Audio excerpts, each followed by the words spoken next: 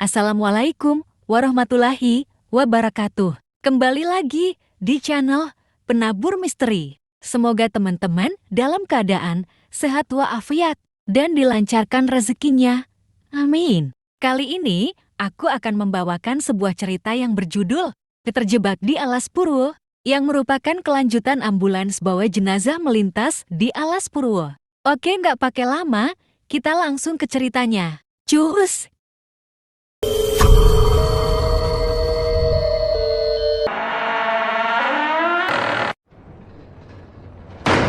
Tio dan Tari berjalan tanpa arah, rasa putus asa mulai menguasai mereka. Desa Sukmahilang telah hilang dari pandangan, tetapi bayangannya tetap tertanam di benak mereka. Tio, kita tidak bisa terus seperti ini. Aku merasa kita hanya berjalan dalam lingkaran, kata Tari. Suaranya penuh kelelahan.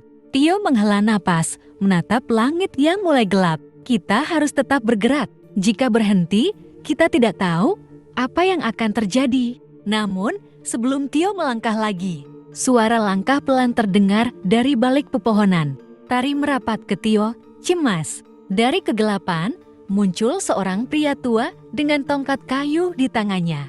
Rambutnya putih panjang, matanya tajam meski penuh kebijaksanaan. Di sampingnya, seorang wanita tua membawa kain panjang yang melilit tubuhnya. Wajahnya terlihat tegas, tetapi aura kelembutan terpancar darinya. Kalian tersesat di tempat yang tidak seharusnya kalian masuki, kata pria tua itu dengan suara rendah namun penuh wibawa. Siapa kalian? Tanya Tio, mencoba menghilangkan rasa gugupnya. Pria itu tersenyum tipis. Aku Kisantani, penjaga batas dunia ini. Dan ini Ngisukini, istriku. Kami tahu apa yang kalian alami. Kami tidak bermaksud mengganggu. Kami hanya ingin keluar dari sini, jawab Tari dengan nada putus asa. Ngisukini melangkah maju, menatap Tari dengan lembut. Kalian sudah masuk terlalu jauh. Alas Purwo bukan sekadar hutan. Ini adalah gerbang antara dunia manusia dan dunia gaib. Jika ingin keluar, kalian harus memahami rahasianya. Tio dan Tari saling berpandangan, bingung dengan ucapan itu. Rahasianya? Apa maksud kalian?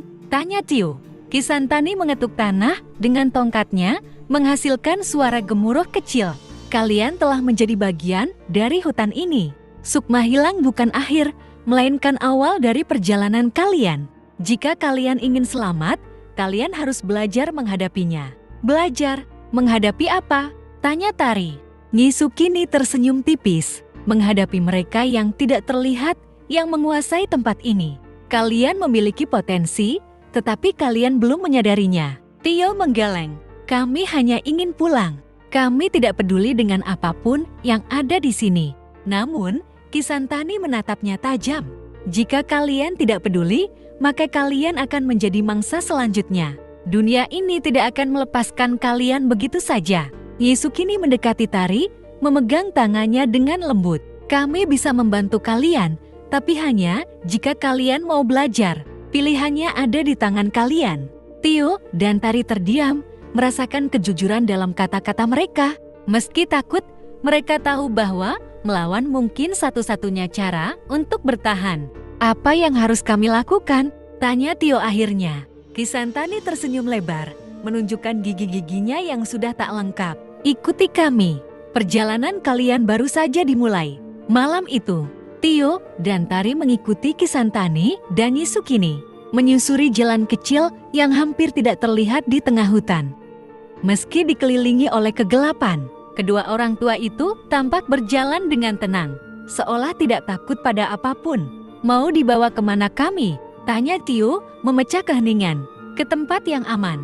Setidaknya untuk sementara, jawab Kisantani tanpa menoleh. Setelah berjalan beberapa saat, mereka tiba di sebuah gubuk tua yang berdiri di tengah hutan lebat.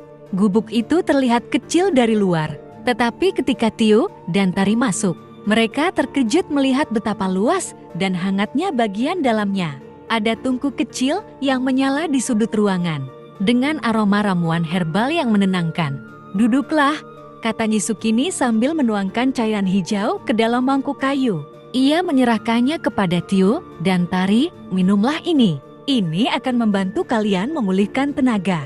Tio mencium aroma ramuan itu, sedikit ragu. Tetapi Tari sudah lebih dulu meminumnya. Rasanya aneh, tapi menenangkan, kata Tari. Setelah Tio dan Tari selesai, Kisantani duduk di hadapan mereka, wajahnya serius. Sekarang dengarkan baik-baik. Hutan ini tidak hanya berisi makhluk-makhluk gaib yang ingin mengambil kalian, tetapi juga energi yang bisa kalian manfaatkan. Jika kalian belajar mengendalikan energi itu, kalian bisa melindungi diri. Apa maksudnya? Apakah kami harus melawan makhluk-makhluk itu? Tanya Tio. Tidak selalu. Terkadang, kalian hanya perlu memahami aturan mereka. Namun, jika kalian terancam, kalian harus tahu cara mempertahankan diri. Jelas Nyi Sukini. Bagaimana kami bisa melakukannya? Kami hanya manusia biasa, ucap Tari. Kisantani tertawa kecil. Manusia biasa? Ya, tidak ada yang benar-benar biasa. Kalian hanya belum tahu apa yang ada dalam diri kalian.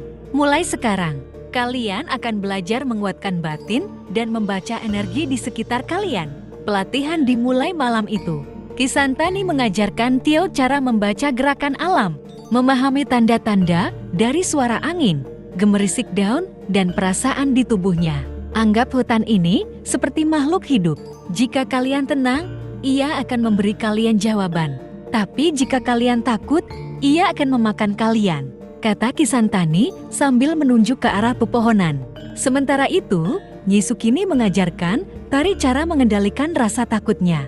Ia memberikan Tari sebuah gelang kecil dari akar pohon yang katanya bisa membantu menenangkan pikiran. Rasa takut adalah makanan bagi mereka. Jika kau membiarkan dirimu takut, mereka akan semakin kuat. Belajarlah untuk fokus, ucap Nyi Sukini. Malam itu terasa panjang, tetapi Tio dan Tari mulai merasakan sesuatu yang berbeda. Meskipun rasa takut masih ada, mereka merasa lebih tenang, lebih terkendali. Namun, sebelum fajar tiba, sesuatu terjadi. Terdengar suara jeritan dari luar gubuk. Suara itu terdengar seperti seorang wanita menangis minta tolong. Tio dan Tari langsung berdiri. Tetapi Kisantani mengangkat tangannya, memberi isyarat agar mereka tetap diam. Itu bukan manusia, bisik Kisantani. Jeritan itu semakin dekat, membuat bulu kuduk mereka meremang. Tari menggenggam gelang di tangannya dengan erat, mencoba mengingat ajaran Nyi Sukini. Tiba-tiba, jeritan itu berhenti, digantikan oleh suara langkah kaki yang berat. Dari jendela kecil gubuk, Tio melihat bayangan besar mendekat.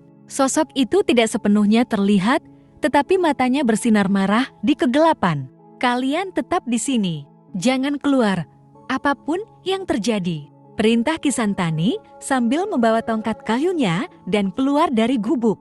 Nyi Sukini menoleh ke Tio dan Tari. Inilah alasan kalian harus belajar. Ini hanya awal dari apa yang akan kalian hadapi. Tio dan Tari saling berpandangan. Perasaan mereka campur aduk antara ketakutan dan keberanian. Dari luar, terdengar suara Kisantani berbicara dalam bahasa yang tidak mereka mengerti, diikuti oleh suara gemuruh seperti pohon tumbang. Bersiaplah, kata Nyi Sukini. Ini akan menjadi malam yang panjang. Pagi menjelang, tetapi hutan tetap gelap seperti malam. Tio dan Tari duduk gelisah di dalam gubuk, menunggu kabar dari Kisantani. Suara jeritan dan gemuruh semalam masih terngiang di telinga mereka. Apa yang sebenarnya terjadi di luar? Tanya Tari kepada Nyi Sukini yang sibuk mengaduk ramuan di dalam kendi. Nyi Sukini menoleh, wajahnya serius. Kisantani sedang menghadapi salah satu penjaga gerbang hutan ini. Makhluk itu muncul setiap kali ada jiwa asing yang mencoba keluar. Penjaga gerbang. Jadi kita benar-benar terjebak di sini? Tanya Tio dengan nada putus asa. Kalian tidak terjebak, tapi untuk keluar, kalian harus memenuhi syarat. Alas Purwo adalah tempat yang menguji keberanian dan kejujuran jiwa. Banyak yang masuk, tapi hanya sedikit yang keluar dengan selamat, jawab Nyi Sukini. Sebelum mereka sempat bertanya lebih lanjut, pintu gubuk terbuka, dan Kisantani masuk dengan langkah berat. Wajahnya penuh peluh, tetapi sorot matanya tetap tajam. Kita tidak punya banyak waktu. Mereka tahu kalian ada di sini, kata Kisantani sambil menyeka keringat di dahinya. Siapa mereka? Tanya Tari.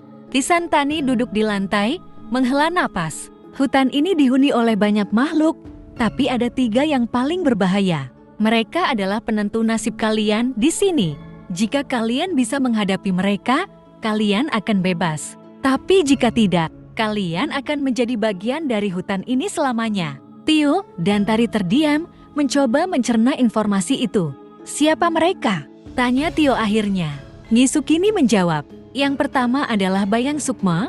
Ia adalah cerminan dari rasa takut kalian.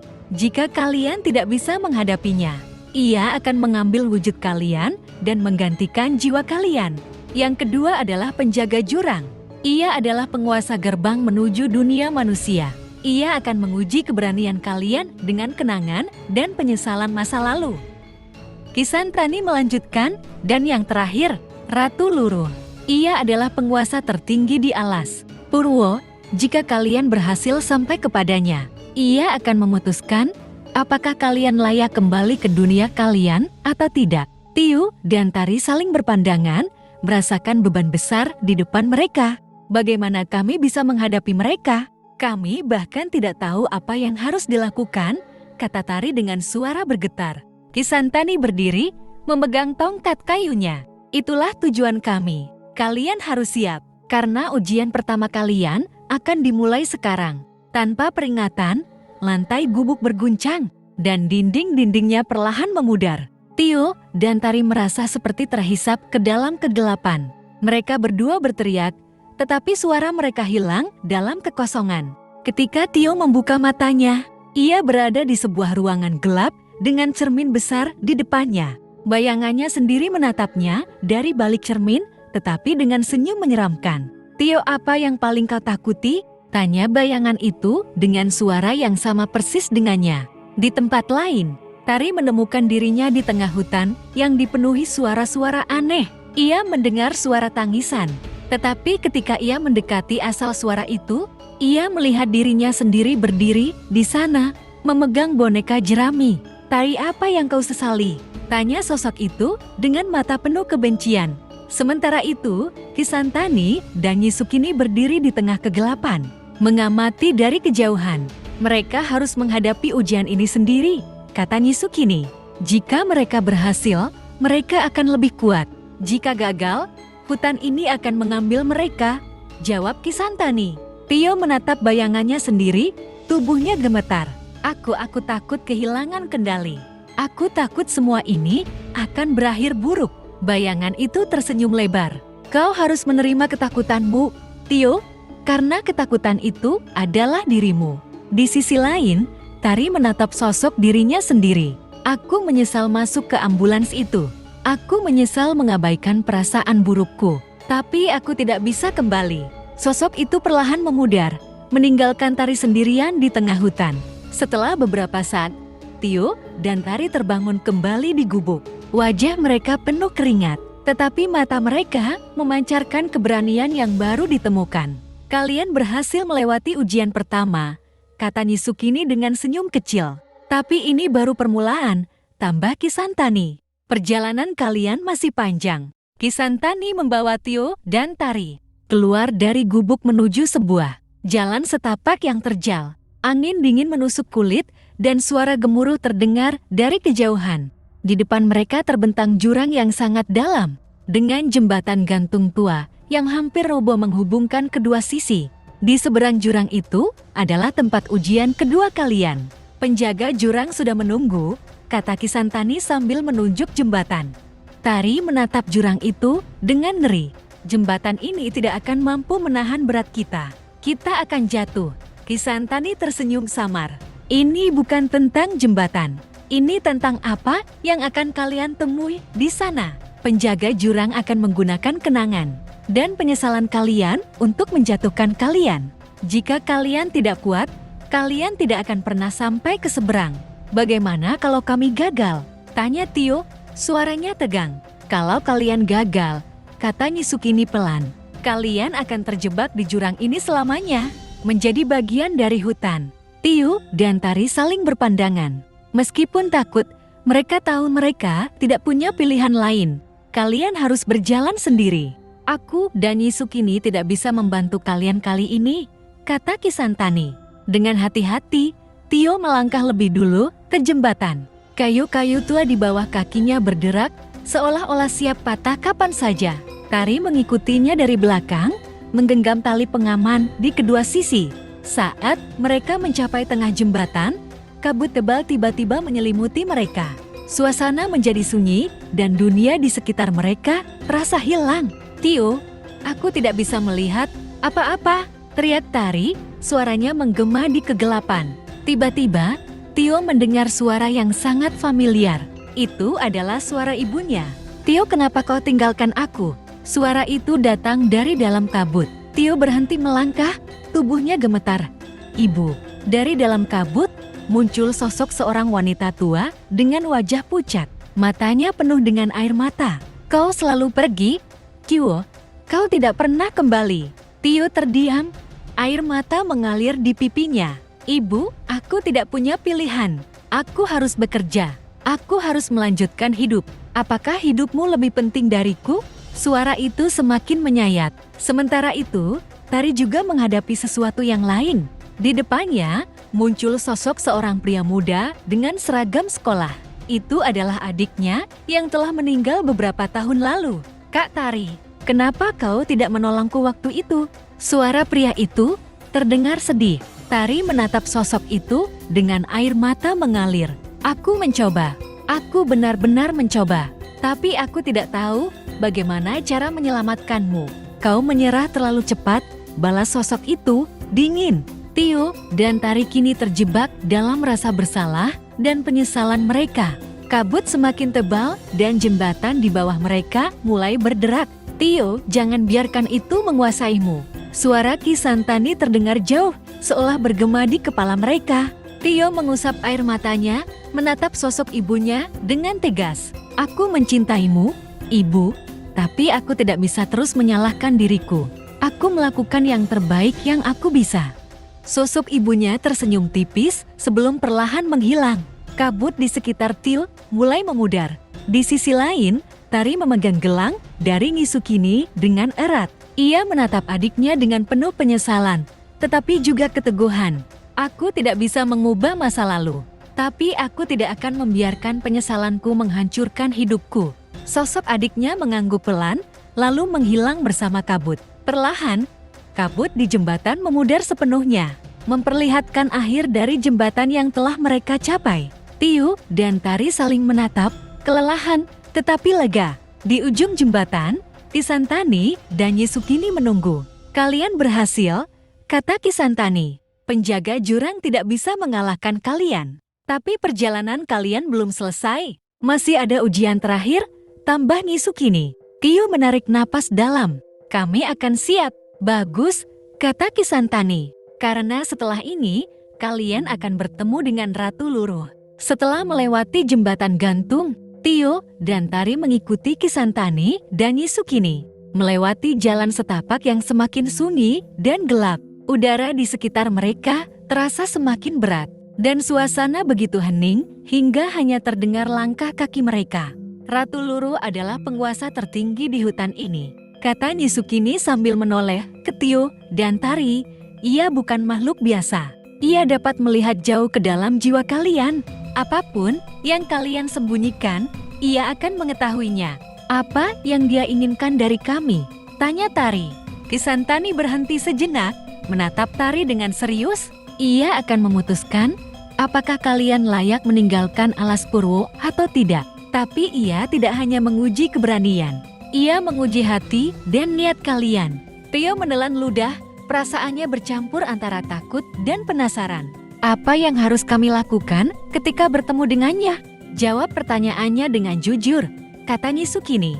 Jangan mencoba berbohong, ia akan tahu dan itu akan membawa bencana. Setelah berjalan beberapa saat lagi, mereka tiba di sebuah lapangan terbuka yang dikelilingi pohon-pohon besar. Di tengah lapangan, berdiri sebuah singgasana dari akar pohon yang melilit. Di atas singgasana itu, duduk seorang wanita dengan wajah yang begitu cantik, tetapi auranya sangat mengintimidasi. Rambutnya panjang menjuntai seperti aliran air hitam, dan matanya berwarna keemasan yang bersinar di kegelapan. Ratu Luruh, bisik Nisukini sambil menundukkan kepala, memberi hormat. Tio dan Tari berdiri dengan gugup di depan. Ratu Luruh, wanita itu menatap mereka tanpa berkedip, seolah langsung menembus ke dalam hati mereka. Dua manusia yang tersesat di hutan ini, kata Ratu Luruh dengan suara lembut tetapi dingin. Kalian telah melewati 2 ujian. Kini kalian berdiri di hadapanku. Apa yang membuatku harus melepaskan kalian? Tio dan Tari terdiam, bingung harus menjawab apa. Ratu Luruh berdiri dari singgasananya, berjalan perlahan mendekati mereka. Hutan ini tidak melepaskan siapapun dengan mudah. Jiwa kalian telah menyentuh tempat ini, dan tempat ini telah menyentuh jiwa kalian. Jadi, katakan padaku, kenapa kalian pantas kembali ke dunia kalian? Tio mengambil napas dalam-dalam, mencoba menenangkan dirinya.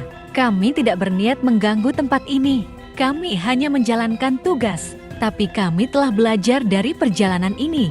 Kami tahu bahwa dunia ini bukan hanya milik kami. Kami menghormati tempat ini dan kami hanya ingin pulang. Ratu Luruh menatap Kyo dalam diam, lalu beralih ke Tari. Dan kau, apa yang kau inginkan? Tari menundukkan kepala sejenak sebelum menjawab. Aku hanya ingin melanjutkan hidupku. Tapi aku juga tahu bahwa hidup tidak hanya tentang kami. Tempat ini telah mengajarkan kami bahwa ada hal-hal yang lebih besar dari diri kami. Jika kau mengizinkan kami pergi, kami berjanji tidak akan melupakan pelajaran ini. Ratu Luruh tersenyum tipis, tetapi senyum itu terasa menakutkan.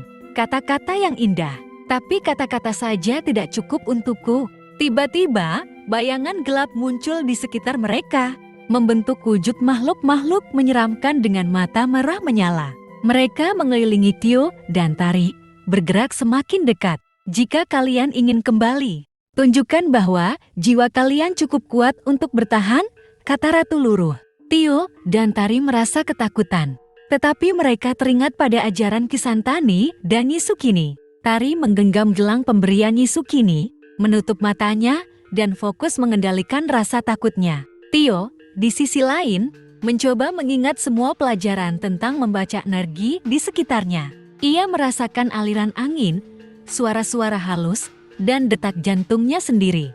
Makhluk-makhluk itu semakin mendekat, tetapi Tio dan Tari tetap berdiri teguh. Mereka tidak bergerak, tidak melawan, hanya memusatkan pikiran pada keberanian mereka. Setelah beberapa saat, makhluk-makhluk itu perlahan memudar, menghilang ke dalam bayangan.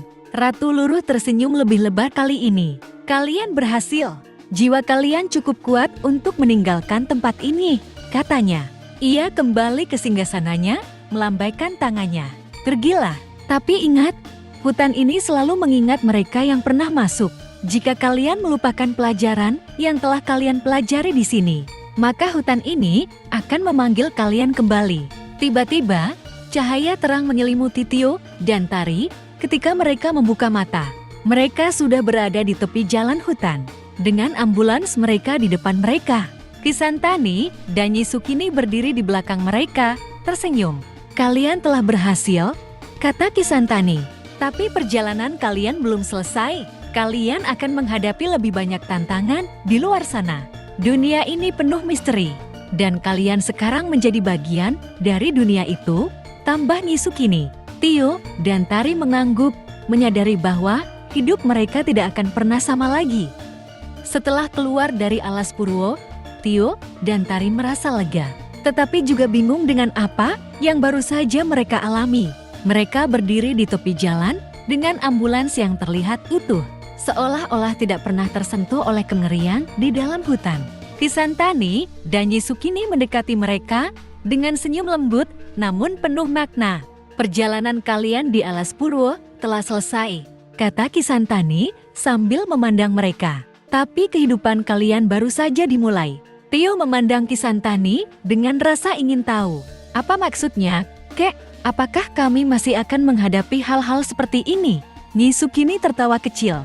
Dunia ini penuh dengan misteri. Banyak tempat seperti alas Purwo, banyak makhluk yang tidak bisa dilihat oleh mata biasa. Dan kalian telah diberi kemampuan untuk merasakan mereka. Itu adalah anugerah sekaligus tanggung jawab. Apakah ini artinya kami harus terus berhadapan dengan hal-hal seperti ini? Tanya Tari, suaranya penuh kekhawatiran. Kisantani mengangguk. Benar, tapi kalian tidak sendiri. Aku dan Yisukini akan membimbing kalian. Kalian akan belajar bagaimana menghadapi dunia yang tidak terlihat ini, bagaimana melindungi diri, dan bagaimana membantu mereka yang membutuhkan. Tiu dan Tari saling berpandangan.